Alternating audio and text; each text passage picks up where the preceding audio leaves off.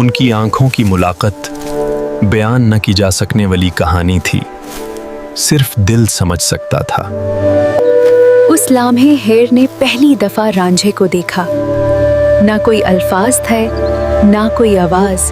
उस धुन में कुछ ऐसा था जो सीधा दिल तक उतर गया और हेर रुक ना सकी।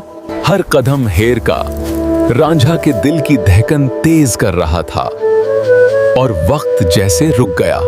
उस धुन में कुछ ऐसा था जो सीधा दिल तक उतर गया और हीर रुक ना सकी। रंझा का हर अंधेरा सूर हेर के लिए रोशनी बन गया और दोनों के दिल एक राग में मिल गए। उस पल हेर ने महसूस किया